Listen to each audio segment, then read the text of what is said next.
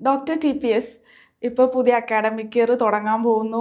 ഒരുപാട് കുട്ടികളാകെ കൺഫ്യൂഷനിലാണ് ഏത് branch choose ചെയ്യണം. ഇനി +2 കയറുന്നവരാണെങ്കിൽ അങ്ങനെ, അല്ലെങ്കിൽ +2 കഴിഞ്ഞ് ഇറങ്ങിയവരാണെങ്കിൽ എന്ത് ജോലി അല്ലെങ്കിൽ എനിക്ക് അനുയോജ്യമായ കോഴ്സ് അടുത്ത ഏതാന്നൊക്കെയുള്ള ആകെ കൺഫ്യൂഷനിലാണ്.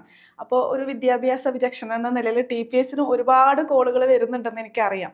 അപ്പോൾ മാതാപിതാക്കളുടെയും കുട്ടികളുടെയും കൺസേണുകൾ ഒന്ന് നമ്മൾ വിലയിരുത്തുകയാണെങ്കിൽ ഇത് എവിടെ നിന്ന് തുടങ്ങണം? എനിക്കൊരു ക്വസ്റ്റ്യൻ എന്താ ചോദിക്കേണ്ടതെന്ന് അറിയില്ല.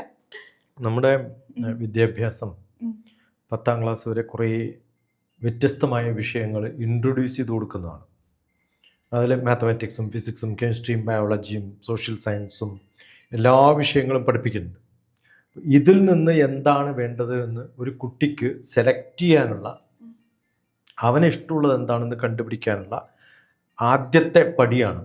അത് ശരിക്കും പറ്റാത്തതാണ് 10ാം ക്ലാസ് കഴിഞ്ഞാൽ ഏതാ പഠിക്കേണ്ടതെന്നുള്ള സംശയം. അപ്പോൾ 10ാം ക്ലാസ് വരെ സ്റ്റേറ്റ് ആണ്.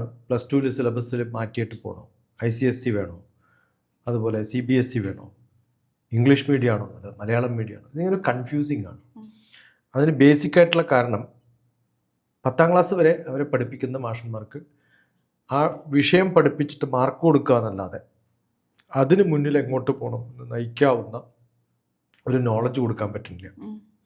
കേരളത്തിൽ വിശേഷിച്ച ഏറ്റവും വലിയ പ്രോബ്ലം എന്താ വെച്ചാൽ യാതൊരു അറിവുമില്ലാത്ത കുറേ ആൾക്കാർ കരിയർ ഗൈഡൻസ് എന്നുള്ള തോന്നില്ല പല കോച്ചിങ് പരിപാടികളും നടത്തുന്നുണ്ടാവും. അവർ പറഞ്ഞു കൊടുക്കും, ഇന്നെടുത്താൽ പോണ്ടത്, ഇന്നതാണ് ഇയാളുടെ തീരുമാനം, ഇന്നത് പഠിച്ചാലേ ജോലി കിട്ടുള്ളൂ, ഇന്ന് പഠിച്ചാൽ ജോലി കിട്ടില്ല.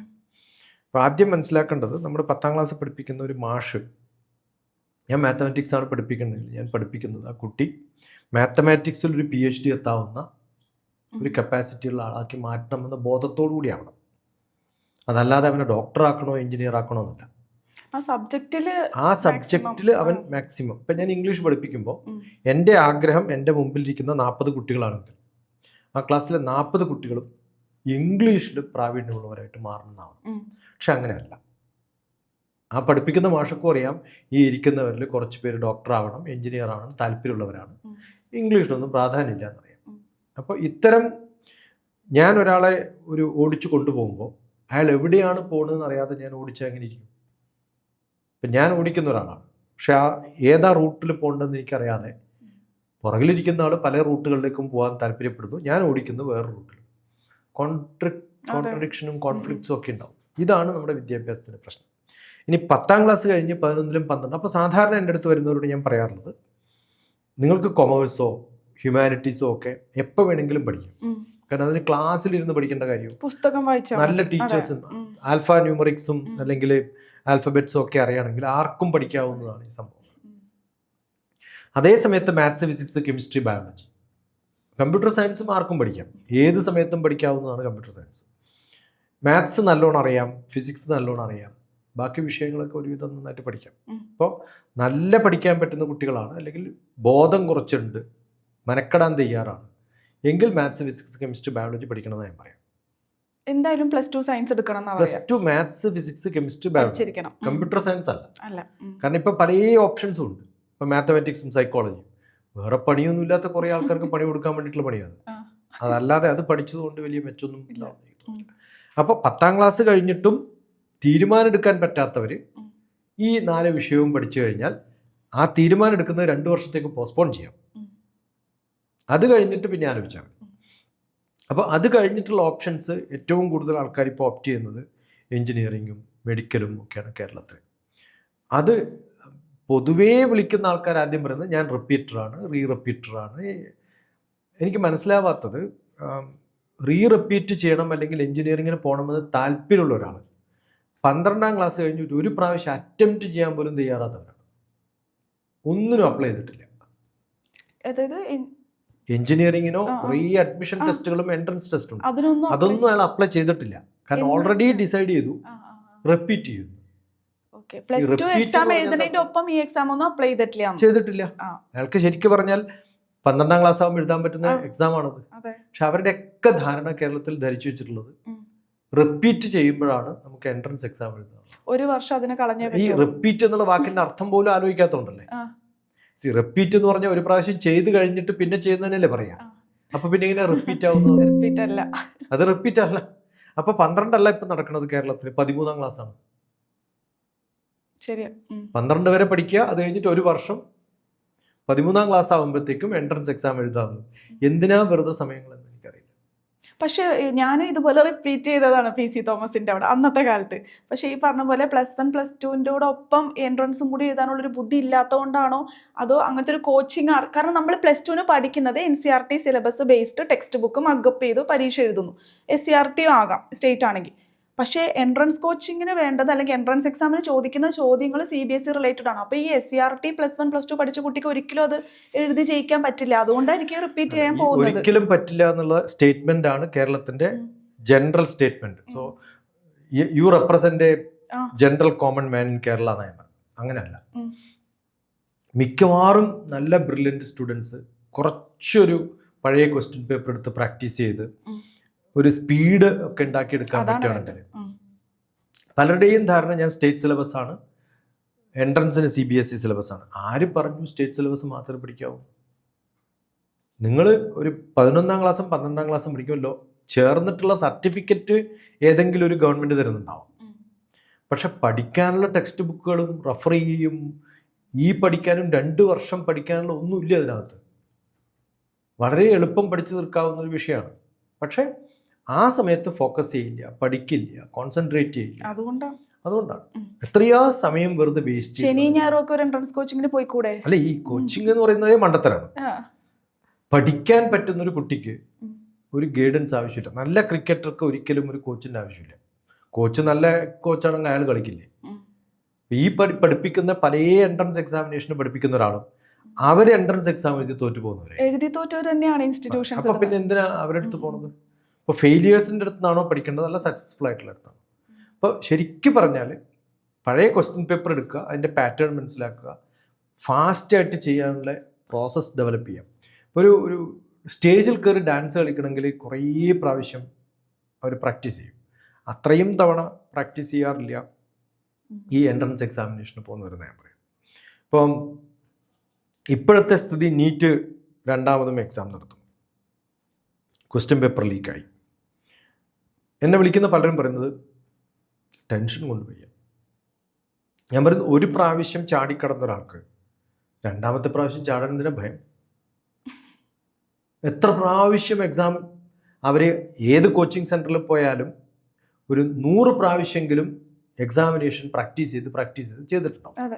അപ്പോൾ ഒരു പ്രാവശ്യം ഒരു എക്സാം ഫെയിലായി അല്ലെങ്കിൽ ഒരു എക്സാം ക്യാൻസൽ ചെയ്തു എക്സാം നടത്തുന്നു, അതും ഒരു ട്രയലായിട്ട് കരുതിയാൽ പോരെ? അപ്പോൾ എത്ര പ്രാവശ്യം ചെയ്യാനും തയ്യാറായിട്ടുള്ള കുട്ടികളായിട്ട് മാറണം. ഇതിനൊന്നും ഭയപ്പെടല്ല വേണ്ടത്, നമ്മൾ ഭയപ്പെടുത്തുകയാണ്. ഇപ്പം ഒരു പ്രാവശ്യം എക്സാം ക്യാൻസലാക്കുന്ന സമയത്ത് കേരളത്തിൽ ഇന്നലെ ഞാൻ കണ്ണൂർ റെയിൽവേ സ്റ്റേഷനിൽ ഇരിക്കുന്ന സമരമാണ്. ട്രെയിനിൻ്റെ മുമ്പിൽ കുറേ പിള്ളേർ ഈ ഇൻകുലാബ് ചിന്താബാദ് വിളിക്കുന്ന ഒരാളും ഒരിക്കലും ജീവിതത്തിൽ എൻട്രൻസ് എഴുതാൻ പോകുന്നവരല്ല. അവരുടെ പണിയേ ഇതാണ്. അത് കഴിഞ്ഞ് പോലീസൊക്കെ പിടിച്ച് അറസ്റ്റ് ചെയ്തു. അവരുടെ ആകെ ലക്ഷ്യം പത്രത്തിൽ പടം വരിക എന്നുള്ളത് മാത്രമായിരിക്കും. യാതൊരു താല്പര്യവും പഠിക്കാനില്ലാത്ത കുട്ടികളാകുമ്പോൾ അവർ എൻട്രൻസ് വരുമ്പോഴൊക്കെ ഭയം ഉണ്ടാവും. പഠിക്കാൻ താല്പര്യമുള്ളൊരു കുട്ടിക്ക് എത്ര പ്രാവശ്യം എക്സാം എഴുതുമോ അത്രയും താല്പര്യം കൂടെ ചെയ്യാം. ഇപ്പോൾ ഒരാളൊരു ഒരു വോളിബോൾ പ്ലെയറാണ്, ക്രിക്കറ്റ് പ്ലെയർ ആണെന്ന് വിചാരിക്കുക, അതല്ലെങ്കിൽ WWFൻ്റെ ഒരു ദാതയാണ്. അയാൾക്ക് എത്ര പ്രാവശ്യം ഫൈറ്റ് ചെയ്യുമ്പോഴും താല്പര്യം കൂടില്ലേ ചെയ്യാം? അതല്ലേ അയാളുടെ പണി. അപ്പോൾ കോർട്ടിലിറങ്ങി കളിക്കാൻ ഒരു കളിക്കാരനുള്ള താല്പര്യം ആവണം ഒരു കുട്ടിക്ക് എക്സാം എഴുതാൻ. അപ്പോൾ എപ്പോഴാണോ എൻട്രൻസ് എക്സാം എഴുതാൻ പറ്റുക അതൊക്കെ എഴുതണം.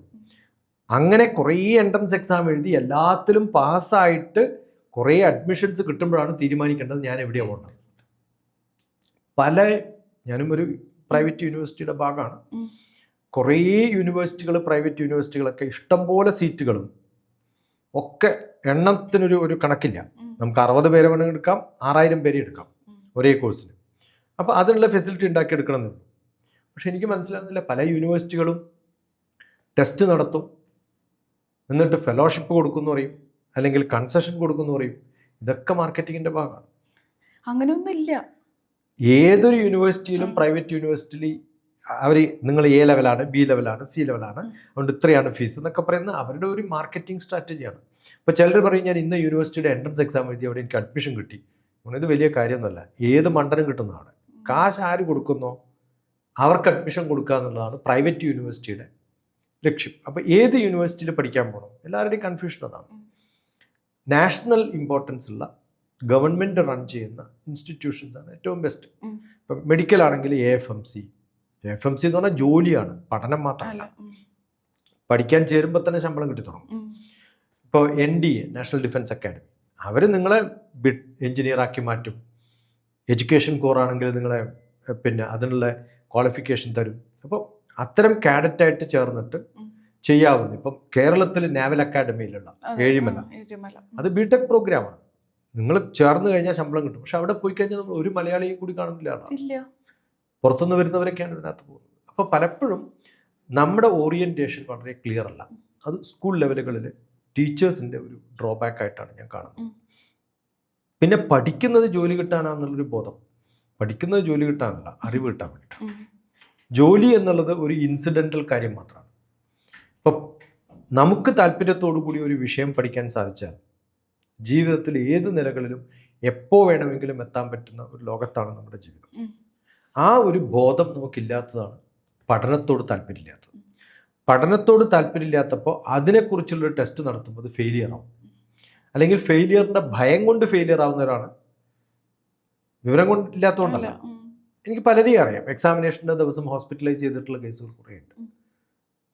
ഏറ്റവും നല്ല കോച്ചിങ് സെൻറ്ററിൽ കൊണ്ടുപോയി ചേർത്ത് ലക്ഷക്കണക്കിന് രൂപ കൊടുത്തിട്ട് വീടും കുടുംബവും ഒക്കെ എല്ലാ പിന്നെ ജംഗമ വസ്തുക്കളും പണയപ്പെടുത്തിയും വിറ്റിട്ടും ഇതൊക്കെ കഴിഞ്ഞിട്ട് എവിടെയും കിട്ടാത്തപ്പോൾ ഏറ്റവും വലിയ പാതകം എന്താ വെച്ചാൽ 3 വർഷം റിപ്പീറ്റ്, റിപ്പീറ്റ്, അങ്ങനെ കുറേ പേരുകളുണ്ടല്ലോ, സൂപ്പർ റിപ്പീറ്റ് എന്നൊക്കെ. ഇതൊക്കെ കഴിയുമ്പോഴാണ് അയാൾക്ക് ബോധം വരിക, ഇനി ഇതെനിക്ക് പറ്റിയതല്ല, ഗ്രാജുവേഷന് ചേരണം.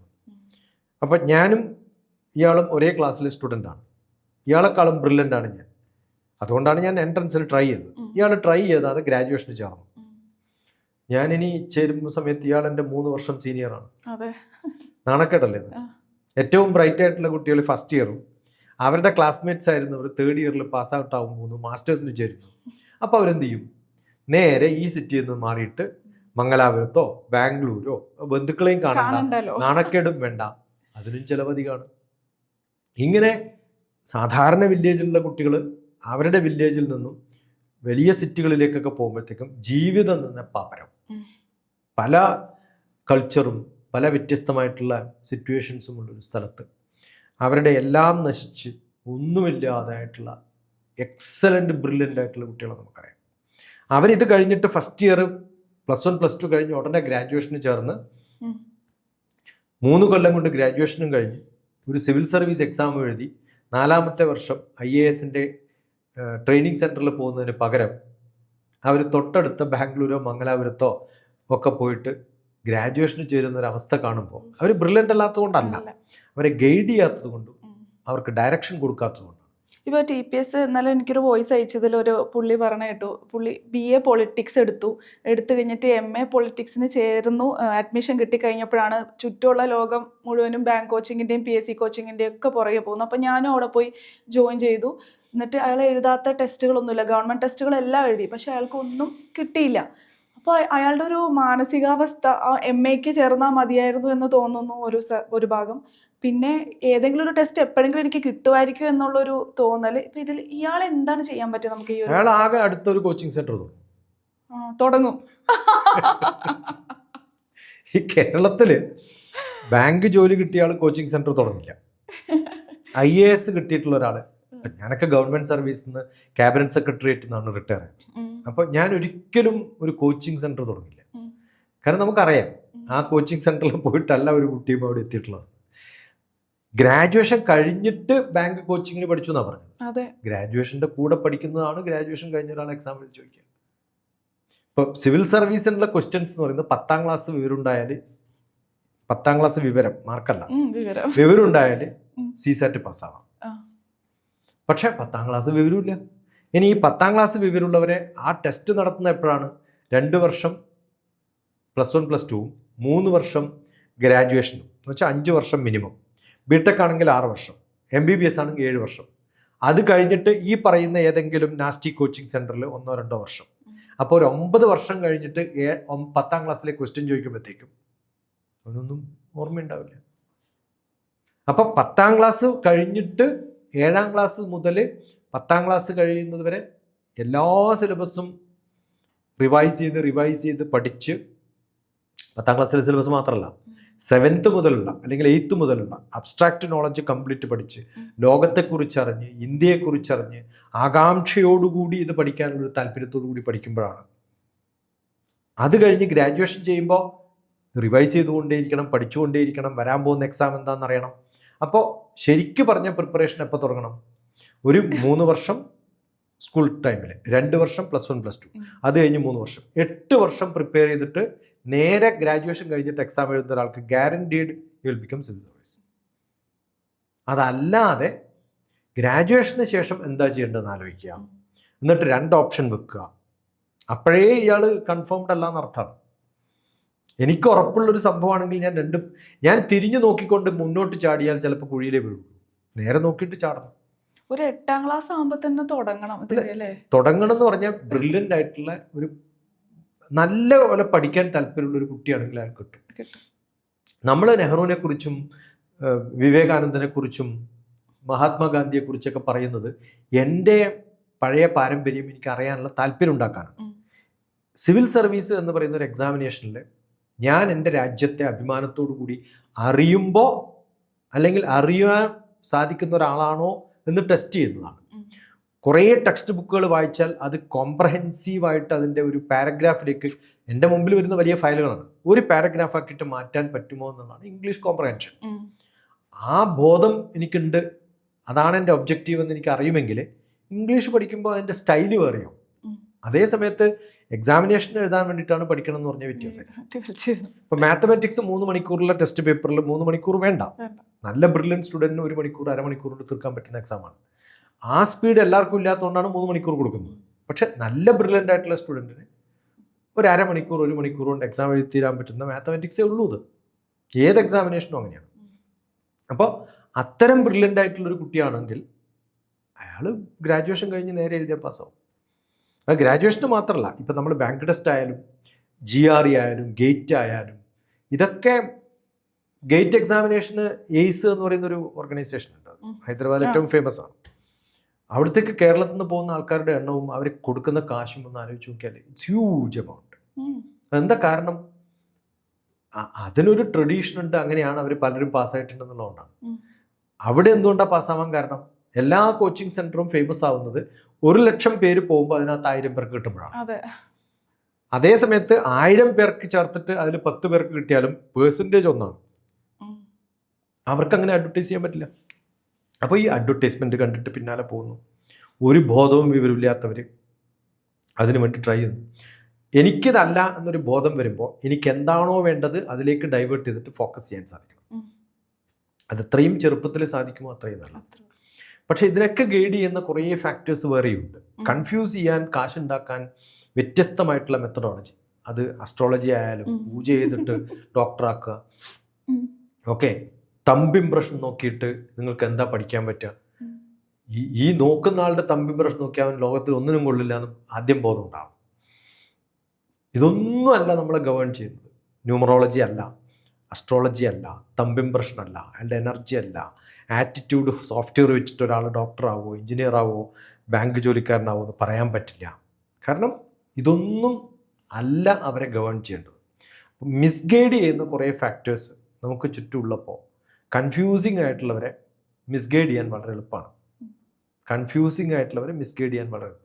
അപ്പോൾ ഈ കോൺക്രറ്റൈസ്ഡ് ആയിട്ടുള്ള നോളജ് ചെറിയ പ്രായം മുതൽ ഉണ്ടാവുകയാണ് വേണ്ടത്. ഇതാണ് എൻ്റെ ഫോക്കസ് എന്നറിയണം. അത് അമ്മമാർക്കല്ല വേണ്ടത്. ആ ബോധം കുട്ടികളിലേക്ക് ഉണ്ടാക്കിയെടുക്കുന്ന ഒരു ബോധം അമ്മക്കുണ്ടായാൽ മതി. അതിന് പകരം എൻ്റെ മകൻ ബിടെക് കഴിഞ്ഞു ഇനി എന്താ പഠിക്കേണ്ടതെന്ന് ചോദിക്കുന്ന അമ്മയാണ്. ആ അമ്മയുടെ വിദ്യാഭ്യാസം ചിലപ്പോൾ 10ാം ക്ലാസ് തോറ്റാം. അതുകൊണ്ട് നോളജ് ഇല്ല എന്ന് ഞാൻ പറയുന്നില്ല, അങ്ങനെ ആക്കിയിട്ടുള്ള അമ്മമാരെയും നമുക്കറിയാം. പക്ഷെ നമ്മുടെ അടുത്ത് വരുന്ന 99% അമ്മമാർക്കും ഇതിൽ വലിയ വിവരമൊന്നുമില്ല. പക്ഷെ സാധാരണ ടൈലറുടെ ജോലി ചെയ്യുന്ന ഒരു റൂമിൽ മാത്രം ഒരു മിഷൻ വെച്ചിട്ട് ജീവിക്കുന്ന അവരുടെ മക്കളെ PhD, ഒരാളെ ഡോക്ടർ, മറ്റേയാളെ ഏറ്റവും അങ്ങനെ വ്യത്യസ്തമായ തുറകളിലേക്ക് എത്തിച്ചിട്ടുള്ള അമ്മയെ നമുക്കറിയാം. അവർ കുറേ ആളടുത്ത് നിന്ന് കാര്യങ്ങളെടുത്ത് അതിൻ്റെ ഒരു ആവറേജ് എടുക്കുകയല്ല ചെയ്യുക. അവർ കണ്ടുപിടിക്കും, ഇയാളടുത്ത് ഗൈഡ് ചെയ്താൽ നമുക്ക് മുന്നോട്ട് പോകാം. കുറേ പേരെടുത്ത് പോയിട്ട് അഭിപ്രായം ചോദിച്ചു കഴിഞ്ഞാൽ നമ്മൾ 10 ഡോക്ടറെ അടുത്ത് പോയിട്ട് കണ്ണ് ടെസ്റ്റ് ചെയ്യുന്ന പോലെ 10 ഡോക്ടറിന് ഡിഫറെൻറ്റ് പ്രിസ്ക്രിപ്ഷനാണ് തരിക. അപ്പം നല്ല മെൻറ്റേഴ്സ് ഇല്ല, നല്ല ഗൈഡ് ചെയ്യാൻ പറ്റിയ ടീച്ചേഴ്സ് ഇല്ല. ഇതാണ് നമ്മുടെ ഏറ്റവും വലിയ കുഴപ്പം. അപ്പോൾ ഒരു +2 കഴിഞ്ഞിട്ട് ഒരാൾക്ക് വലിയ മാർക്കൊന്നുമില്ല, അപ്പോൾ അയാൾ ഡിഗ്രിക്ക് അപ്ലൈ ചെയ്തു. എങ്ങനെ ഒരു ഹിന്ദി കിട്ടി. ഹിന്ദി ഇപ്പോൾ ഡിഗ്രി കംപ്ലീറ്റ് ചെയ്ത് 4 വർഷമാണ്, നേരത്തെ പോലെയല്ല. അയാൾ ആ 4 വർഷം പഠിക്കുന്നതാണോ നല്ലത്, ഇല്ലെങ്കിൽ ഈ +2 കഴിഞ്ഞ് അയാൾ ഏതെങ്കിലും ഒരു കൈത്തൊഴിലോ അങ്ങനെ എന്തെങ്കിലും ബ്യൂട്ടീഷ്യനോ അങ്ങനെ കുറേ ഉണ്ടല്ലോ ഇപ്പോൾ, അങ്ങനെ ഏതെങ്കിലും സ്വീകരിക്കുന്നതാണെന്നല്ലോ. 4 വർഷം ഡിഗ്രി ചെയ്തിട്ട് അത്ര ആവറേജ് ആയിട്ടുള്ള ഒരു കുട്ടി എന്ത് ചെയ്യാനാണ്? ഈ അനുപമ ചോദിച്ച +2ലും 10ാം ക്ലാസ്സിലും വളരെ മോശമായിരുന്ന സ്റ്റുഡൻ്റാണ്. അതെ. എന്ന് വെച്ചിട്ട് ഞാൻ ഏതെങ്കിലും ബ്യൂട്ടീഷ്യൻ ആവണമെന്നാണോ? അല്ല. ഏത് മനുഷ്യനും ഏത് സമയത്തും പഠിക്കാൻ തീരുമാനിച്ചാൽ പഠിക്കാൻ പറ്റും. ഓക്കെ. പക്ഷെ അതിന് നല്ല ഒരു ഗൈഡൻസും നല്ല ഒരു സെൽഫ് മോട്ടിവേഷൻ, വേറെ ബുദ്ധിയില്ലാത്ത ആൾ മോട്ടിവേഷൻ കൊടുക്കുന്നതല്ല. അവനവൻ തീരുമാനിക്കണം, ഞാൻ ഇനി മുതൽ പഠിക്കാൻ പോകണം. അതിനുള്ള എന്തൊക്കെ ഓപ്ഷൻസ് മുമ്പിലുണ്ടോ അതൊക്കെ എക്സ്പ്ലോർ ചെയ്യാൻ ഒരു കുട്ടി തയ്യാറാണെങ്കിൽ വലിയ ബുദ്ധിമുട്ടൊന്നും ഇല്ലാതെ, അത്ര ടഫുള്ളൊരു സംഭവമൊന്നുമല്ല ഈ പഠനവും എക്സാമിനേഷൻ എന്നൊക്കെ പറഞ്ഞാൽ. ഒരു രസമുള്ള പരിപാടിയാണ്. അത് ചെയ്യാൻ സാധിക്കണം എന്നുള്ളതാണ്. അത് എനിക്ക് ഒരു പണി നന്നായിട്ട് ചെയ്യാൻ പറ്റുമെങ്കിൽ എനിക്ക് പല പണികളും നന്നായിട്ട് ചെയ്യാൻ പറ്റുന്ന പോലെ. Master of one jack of all trades. സാമാന്യ ബോധം ഉണ്ടായാൽ മതി. ആ ബോധം ഇല്ലാത്തതാണ് നമ്മുടെ കുഴപ്പം. എനിക്ക് നല്ലൊരു കുക്കാണെന്ന് പറഞ്ഞാൽ എന്താ അർത്ഥം? ഒരു ഭക്ഷണം മാത്രം ഉണ്ടാക്കാൻ പഠിക്കുന്ന ആളാണ്? അല്ല, വ്യത്യസ്തമായിട്ടുള്ള വെറൈറ്റി. നല്ല സ്റ്റുഡൻറ് എന്ന് പറഞ്ഞാൽ എന്താ അർത്ഥം? എല്ലാ വിഷയവും പഠിക്കാൻ പറ്റുന്ന ഒരാളാണ്. അയാൾക്ക് എന്ത് വേണമെങ്കിലും പഠിക്കാം. ആ ബോധം ആ കുട്ടികളിൽ ഉണ്ടാക്കിയെടുക്കുകയും ആ ധൈര്യം ഉണ്ടാക്കിയെടുക്കലുമാണ്. പക്ഷെ എന്തുകൊണ്ടാണ് നമ്മളെ കുട്ടികൾ ചില വിഷയം ഇഷ്ടപ്പെടും, ചിലത് ഇഷ്ടപ്പെടുന്നില്ല, ചിലത് മാർക്ക് കുറയും? ഒന്ന്, കുറേ ഡീമോട്ടിവേറ്റിംഗ് ആയിട്ടുള്ള ഫാക്ടേഴ്സാണ്. പലരും വഴക്ക് പറയും. 10ാം ക്ലാസ്സിൽ നല്ല മാർക്ക് കിട്ടിയാൽ 12ൽ കിട്ടിയില്ലെങ്കിൽ പിന്നെ അവന് ഒന്നിനും കൊള്ളാത്തവനായി. 10ാം ക്ലാസ് കിട്ടിയതാണ് അവൻ്റെ കുഴപ്പം. 10ാം ക്ലാസ്സിൽ മോശമായിട്ട് 11ലോ 12ലോ നല്ല മാർക്ക് കിട്ടിയാലോ ബ്രില്യൻ്റ് ആയി അവൻ, അല്ലേ? ഇതാണ് കുഴപ്പം. എനിക്കറിയാവുന്ന കുറേ കുട്ടികളുണ്ട് 10ാം ക്ലാസ്സിൽ എല്ലാ വിഷയത്തിലും A+ കിട്ടിയിട്ട് 11ലും 12ലും തോറ്റ് 4 പ്രാവശ്യം 5 പ്രാവശ്യം സൈക്കോളജിക്കലി അപ്സെറ്റായി ഇപ്പോൾ ഗൾഫിൽ പോയിട്ടുണ്ട്. നമ്മൾ പണ്ട് നാട് പറയണം, ഒന്നും പറ്റില്ല നീ ഗൾഫിൽ പോയിക്കുന്നു, അവൻ കാശുണ്ടാക്കും. അപ്പോൾ വ്യത്യസ്തമായ ഓപ്ഷൻസ് ഉണ്ട്. എന്ത് പണിയും ചെയ്യാൻ തയ്യാറാണ്. അതാണ് നമ്മൾ ആദ്യം വേണ്ടത്. ഏത് പണിയാണ് നല്ലത് എന്ന് ചോദിക്കുന്ന ചോദ്യത്തിന് ഇപ്പം പറഞ്ഞല്ലോ, ഹാൻഡ് തൊഴിൽ എന്തെങ്കിലും. ഒരു തമാശ പറയാറുണ്ട്. അമേരിക്കയിൽ ഒരു ഡോക്ടറുടെ വീട്ടിൽ പൈപ്പ് കേടായ സമയത്ത് ഒരു പ്ലംബറെ വിളിച്ചു. ആ പ്ലംബറുടെ ബില്ല് എന്ന് പറയുന്നത് ഹൈ ബില്ലാണ്. അവിടെയൊക്കെ ചെറിയ പണിക്കും ഒരു $100-200 കൊടുക്കും. ആ ഡോളറിൻ്റെ ബില്ല് കൊടുത്ത് $200 എന്ന് പറഞ്ഞ സമയത്ത് ആ ഡോക്ടർ പറഞ്ഞു, ഞാൻ ഹോസ്പിറ്റലിൽ ഇത്രയും സമയം ചിലവഴിച്ചൊരു സർജറി ചെയ്താൽ പോലും എൻ്റെ ബില്ല് എത്രയാവല്ലോ. അപ്പോൾ ആ പ്ലംബർ പറഞ്ഞത്, അതുകൊണ്ട് ആ പണി വിട്ടിട്ട് ഞാൻ ഈ പണിക്ക് വന്നു. അപ്പോൾ ഡോക്ടർ ടേൺസ് എ പ്ലംബർ. ഏതാണ് ഡിഗ്നിഫൈഡ് ജോബ് എന്നുള്ളത് നമ്മുടെ തെറ്റായ ധാരണയാണ്. പൈസ ആശ്രയിച്ചിട്ടാണ് ഇന്നത്തെ കാലത്ത്. അല്ല, നമുക്ക് എന്താണോ ഇഷ്ടം. ഞാനിപ്പോൾ ഡോക്ടർ ടേൺസ് എ നോവലിസ്റ്റ് എന്ന് പറഞ്ഞിട്ട് പണ്ടൊരു ആർട്ടിക്കിൾ ഉണ്ട്. അയാൾക്ക് അതാണ് ഇഷ്ടം, പക്ഷെ അയാൾക്ക് ആവാൻ പറ്റുന്നില്ല. കുറേ എഴുതി ശീലം വന്നപ്പോൾ അയാൾ അവസാനം നോവലിസ്റ്റായി. ആ നോവൽ എന്തായിരുന്നു? അയാൾ എഴുതി തോറ്റ ഓരോ പേപ്പറും ചുരുട്ടി താഴ്ത്തിട്ടതെല്ലാം കൂടി ചേർത്തിട്ട് ബൈൻഡ് ചെയ്യാൻ കൊടുത്തതാണ്. കാരണം എനിക്കൊന്നും ചെയ്യാൻ പറ്റുന്നില്ല, അതിന് കാരണങ്ങൾ ഇന്നതാണ് എന്ന് അനലൈസ് ചെയ്ത് അത് മാത്രം എഴുതിയപ്പോഴാണ് അത് എല്ലാവർക്കും ഇഷ്ടപ്പെട്ടൊരു പുസ്തകമായത്. ഇപ്പോൾ ലോകത്തിലെ മനുഷ്യന്മാരുടെ കൺഫ്യൂഷൻസ് മാത്രം എഴുതിയാൽ ചിലപ്പം, അല്ലേ? അപ്പോൾ ആ ലോകത്താണ് നമ്മൾ ജീവിക്കുന്നത്. അപ്പോൾ ഇന്നത് പഠിച്ചാലാണ് നന്നാവുക, ഇന്നത് പഠിച്ചാലാണ് നന്നാവുക. ഇപ്പം എറണാകുളം സിറ്റിയിലാണ് നമ്മൾ ഇരിക്കണത്. ഇവിടെ ഊബർ ഓടിച്ചാൽ എത്ര കിട്ടും? അത്രയും കിട്ടില്ല ഇവിടുത്തെ ഒരു ഡോക്ടർക്ക് MBBS പാസ്സായാൽ. MBBS പാസ്സായെടുത്ത് ആരും പോയില്ലല്ലോ. അയാൾ മാസ്റ്റേഴ്സും കൂടി കഴിഞ്ഞിട്ട് MDയോ MS ഒക്കെ എടുത്താലല്ലേ പോവുള്ളൂ. അപ്പോൾ MBBS കാരനാണോ ശമ്പളം അധികം കിട്ടുക, ഊബർ ഡ്രൈവർക്കാണോ എന്ന് ചോദിച്ചാൽ നാളെ MBBS കാരന് ഊബർ ഓടിക്കാൻ തുടങ്ങും. 70,000 1 ലക്ഷം ഓടിക്കുന്ന ഊബർ ഡ്രൈവർമാരെ എനിക്കറിയാം. ഇഷ്ടം പോലെ സ്വന്തം വണ്ടിയാക്കിയിട്ട് 2 വർഷം ഓടിച്ച് കഴിയുമ്പോഴത്തേക്കും, അല്ലേ?